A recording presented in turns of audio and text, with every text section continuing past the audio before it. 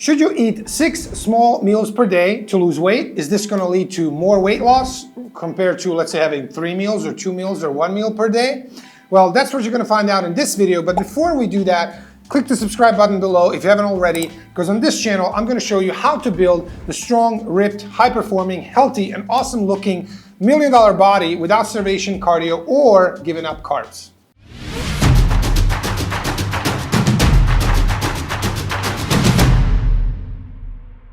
What's up, everybody? This is Coach Amir from 7figurebody.com, and in this video, we're going to talk about meal frequency. So what is the effect of having 6 meals per day? And you've probably heard this 100 times before. You know, bodybuilders have been doing this for probably decades and decades now. You have to have 6 small meals per day to stoke the metabolic fire. So you probably heard this before. And the idea behind it really comes down to a concept called the TEF, which is thermic effect of food. So what is it basically?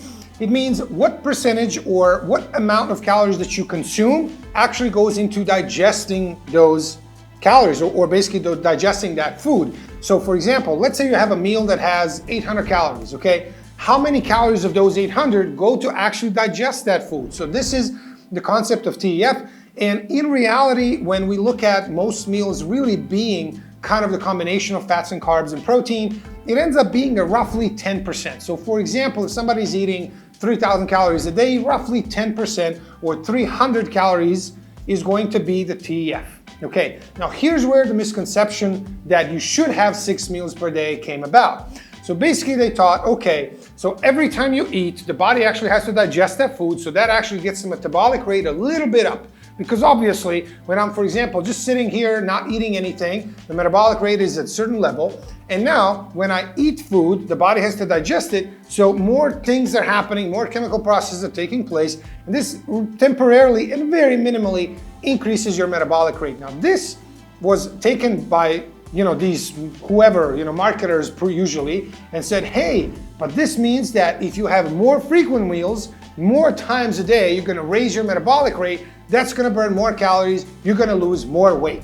Now, without further ado, this is absolutely flawed. This is not correct. This is wrong, okay? Why is it wrong? Simply because the percentage of calories that you eat that goes to digest that food is the same, absolutely the same, because the percentage is, let's say, 10%. Right? The percentage does not change if you have 6 meals or 3 meals or 1 meal. So for example, let's say you have 3,000 calories in 1 meal. Of course, that would be a enormous, humongous meal. But if you were to eat 3,000 calories in 1 meal, still roughly 10% of that is going to go to digest that meal, so 300 calories. What if you have that same 300 calories in 6 meals, so 500 calories each? You're simply going to burn, 10% of each, so 50 calories times 6, 300 calories. So it's always going to come down to the same exact thing. This is why we say meal frequency, or how many meals you have per day, is absolutely irrelevant for weight loss, specifically talking about losing body fat, so losing weight. How many meals per day you have is irrelevant, at least when we talk about keeping total calories the same. So if you're going to have 3,000 calories, regardless of how many times you eat per day, you're going to have 3,000 calories. Your results will be the same because TEF does not change. It's still going to be roughly 10%. Now, one thing that can change here and that actually affects TEF and can down the road affect your total calorie expenditure and obviously total calorie balance at the end of the day, and it's very important, is the fact that protein has very high TEF, like 20 to 30%. So if you eat 25 grams of protein, which is 100 calories, okay, 20 to 30 of those calories are going to go to digest that protein. That's awesome, because that means your body's actually getting, out of those 100 calories you consumed, maybe 70 to 80 calories your body's actually getting. On the other hand, both fats and carbs have low TEF, 2 and 5% respectively, roughly. So very, very small percentage of both carbs and fats go into digesting those calories. So this is why carbs and fats, really the ratio of them does not matter. Protein absolutely does. So for example, if you have 2 diets, the same total number of calories, but one of them is higher protein, the other one is lower protein, that one with the higher protein is going to take more calories to digest the protein. Therefore, more calories are going to be expanded. Therefore, the diet that has higher protein has metabolic advantage over the lower protein, same calorie diet when it comes to losing weight. This is one of the many reasons why one of the first things you should do if you want to lose weight is actually eat more protein. Simply add 4 to 6 ounces, if you're a larger male, 8 ounces of protein with each of your meals. This is going to do more for your weight loss than pretty much anything that you can do. So that's the one thing where TF actually changes, but in reality, if we keep everything else the same, meal frequency does not matter. So remember, anytime somebody tells you, hey, you need to have 10 meals per day, you need to eat every 2 hours, you don't need to do that for weight loss. It does not matter. Now, of course, something we're going to talk about in another video is when nutrient timing actually matters, and it truly does matter when it comes to lifting workouts, so your resistance training workouts and building muscle. It would not be optimal, in short, it would not be optimal to, for example, say I'm eating, 1 meal a day, or what fasting zealots do. So let's say they're eating, from 4 p.m. to midnight, and they're not eating from midnight to 4 p.m.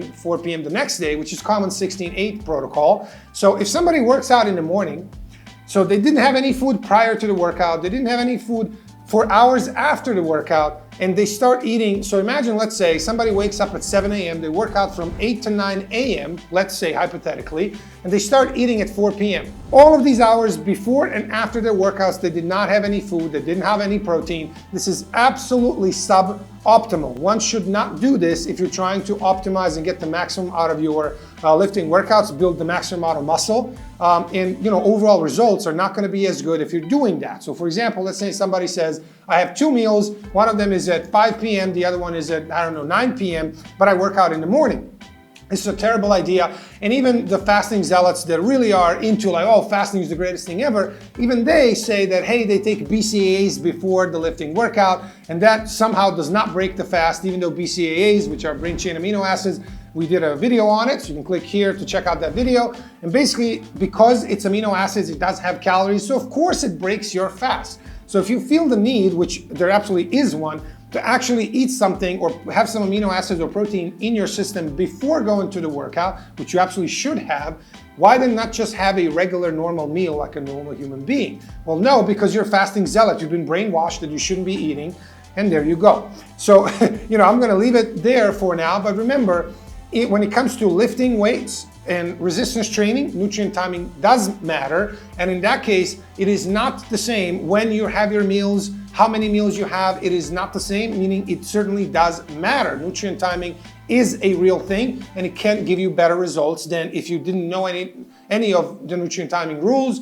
nor did you apply any of it. In that case, it does matter, it's not the same. But when it comes to losing weight, absolutely no difference. Remember, guys, I always say, it depends. Nothing is black and white, regardless of how, somebody would try to make it. It's not just, good or bad. There's no, good or bad food. There's no fattening or food that helps you lose weight inherently. There's no such thing. It's always more complicated. The answer is always, it depends. So when it comes to meal frequency, how many meals you have per day, remember, for weight loss, doesn't matter at all. If total amount of calories consumed is the same, it doesn't matter if you spread out those same calories in 6 meals, 2, 3, 10, does not matter. As I said, for building muscle and lifting workouts and getting the most out of them, it certainly does matter. So that's it for this video. I hope you really liked it. And if you did, please click the like button below. Also click that notification button so you can be notified every time we get the new video out, which is going to help you lose more weight and get in better shape faster with a science-based, real-world proven results. So thank you so much for watching, guys. If you haven't subscribed, click the subscribe button below, and I will see you in the next video. Cheers.